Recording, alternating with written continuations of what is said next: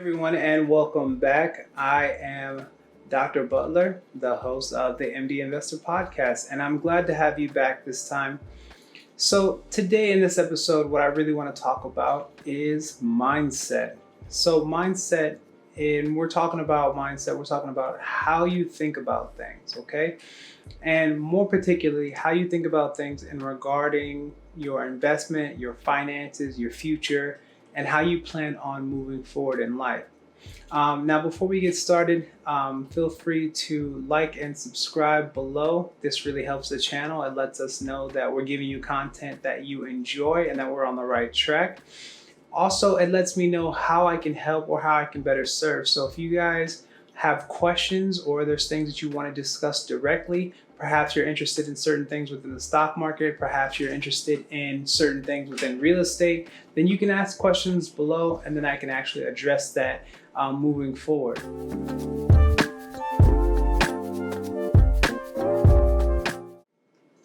So with that being said, let's get into the episode today. So today what I want to talk about is mindset. Now, mindset is something that was very difficult for me to manage, and it's something that I always have to continually work on and continually tell myself about the process. A lot of times what happens is when I discuss things like stock market trading, or if I talk about futures trading, or if I talk about real estate, a lot of people will share their disbelief or their thought process that that's not possible. And the thing is, it's only not possible for you if you believe it's not possible for you. But if you believe it's possible for you, then it's very possible for you. And as cliche as that might sound, or as simple as that might sound, it's 100% reality. So if I told you, hey, you can run a marathon, if you never ran a day in your life and you have no beliefs that you can actually run a marathon, then when I say, hey, you can run a marathon, your thought process is immediately to shut it down because you're telling yourself, I can't run a marathon. There's no way that's possible. And because you're telling yourself that it's no way that it's possible, whatever you tell your brain is going to believe and project that into reality. Your reality, your world, the way that you live is all based on perception. How you see the world is nothing like how the person next to you sees the world. If that person is sad, if that person is depressed, if that person is like Eeyore and everything is miserable, it doesn't matter if you're like Tigger and your best friend's like Winnie the Pooh. You're not going to change the perception of Eeyore. Now, you can try the best that you can to motivate or pick up that person to the next level. But the thing is, what you tell your brain is what you create in your world. So if you want your world to be successful, if you want your world to show a change, if you want your world to be a positive outlook, then you have to actually and naturally tell yourself on a regular basis that this is what you're looking for.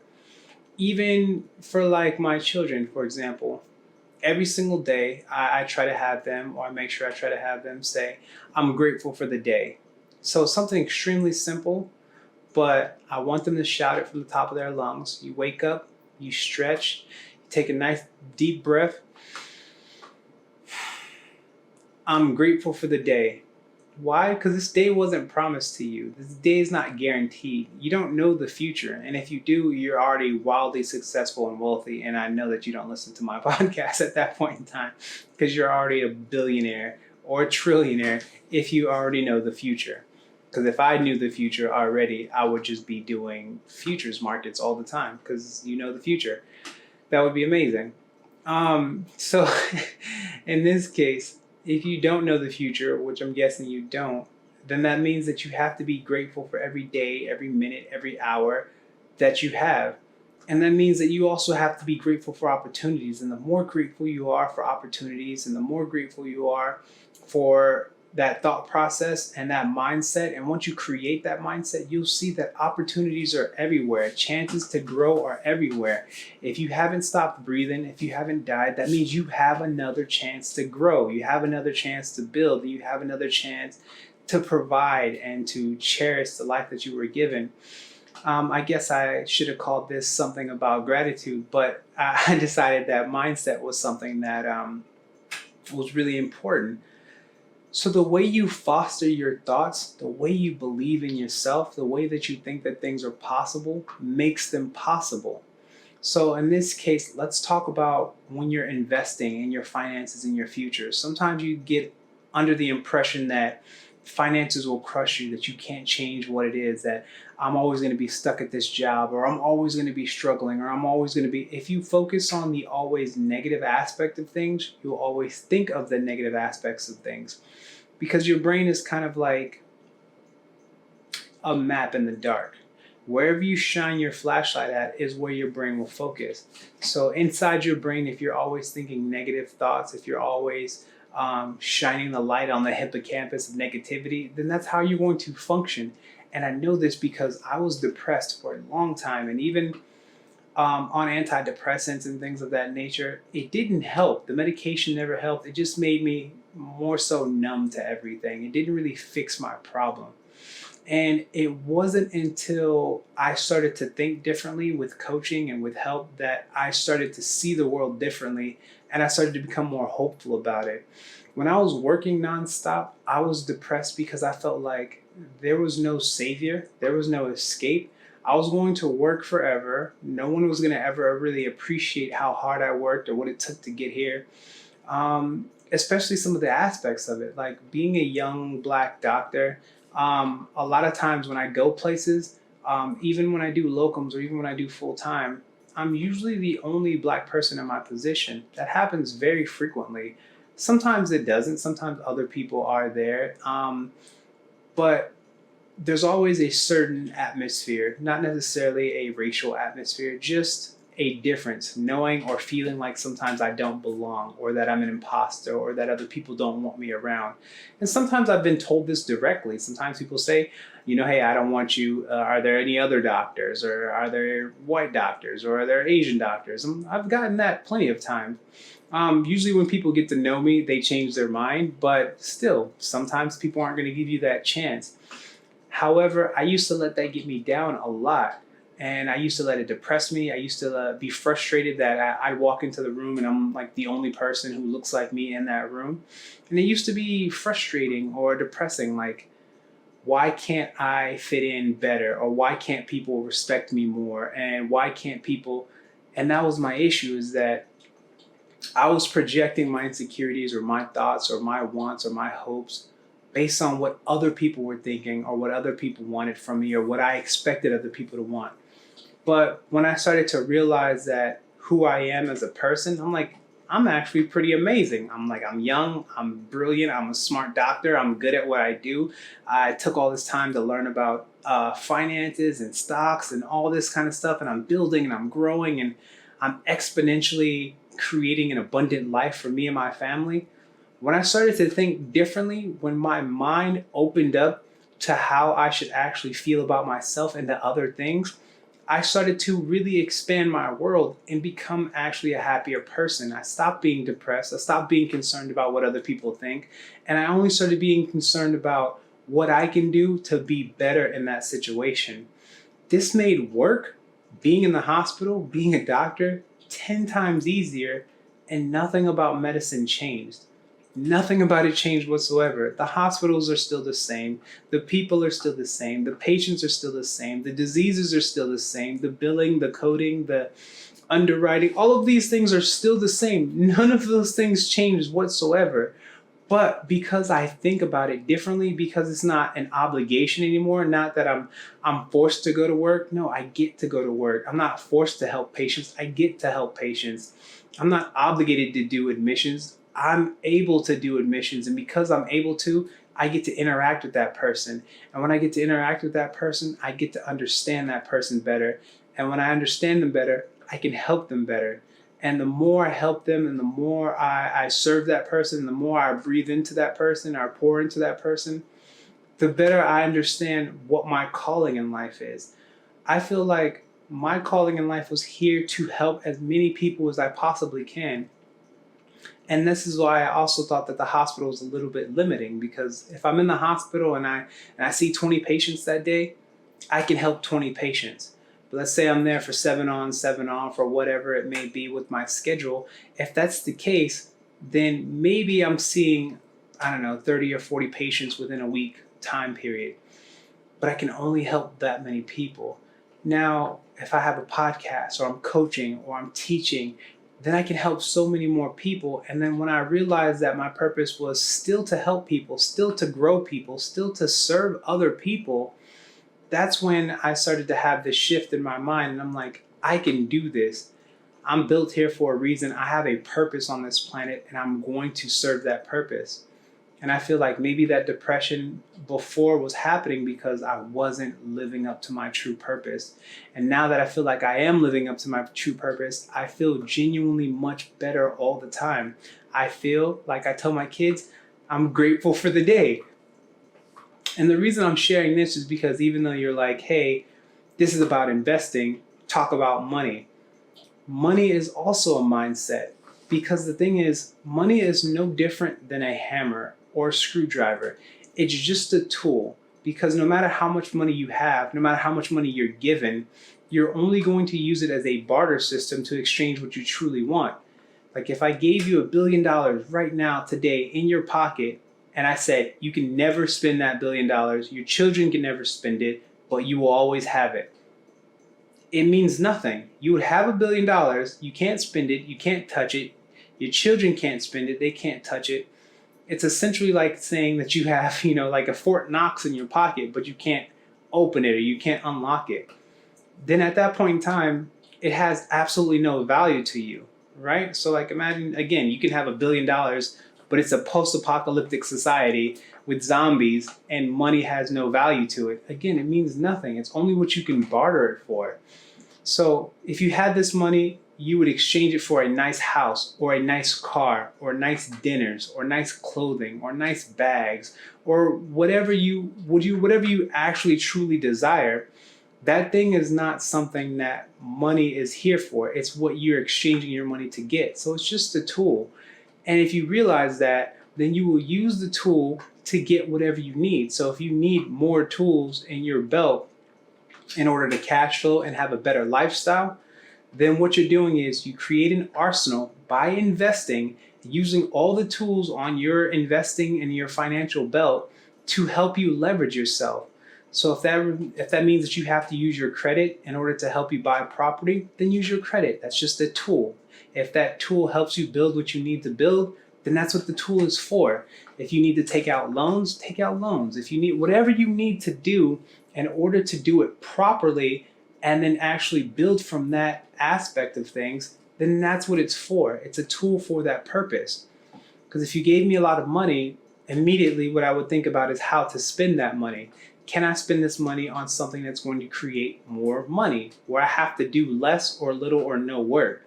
So if I had like $1 million in my pocket right now, then I would spend it. And you were like, why would you spend it? What else would I do with it? I can go on a vacation. I could do all these things. That's perfectly fine. But what I want to do with it now is buy a bigger property, buy more property, get more doors, get more stocks, invest in more things that I like, so that they can passively create that cash flow for me, so that I don't have to work or spend my time. I get to if I would like to.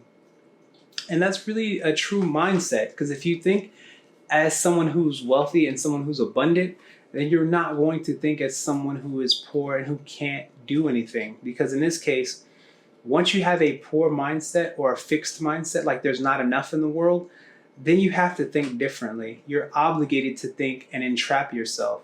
And then once you're thinking in that entrapped mind, it's very hard to think big and expansive. And in order to create true wealth, you have to think abundantly. You have to think so exponential. You have to dream big.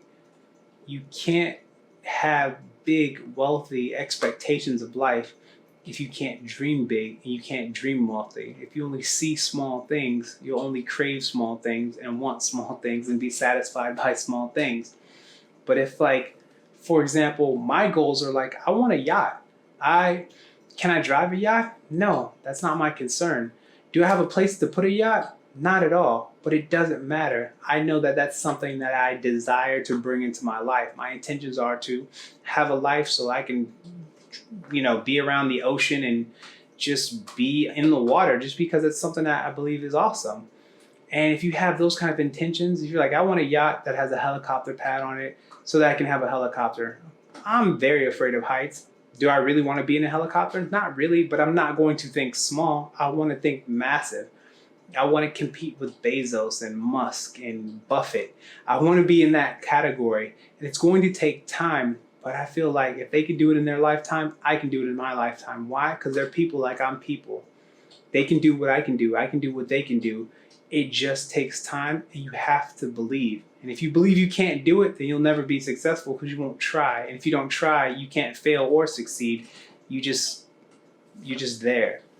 And I don't want to be just there in life. My purpose is to help as many people as I can and to build with as many people as I can. And in order to do that, I have to believe that it's possible.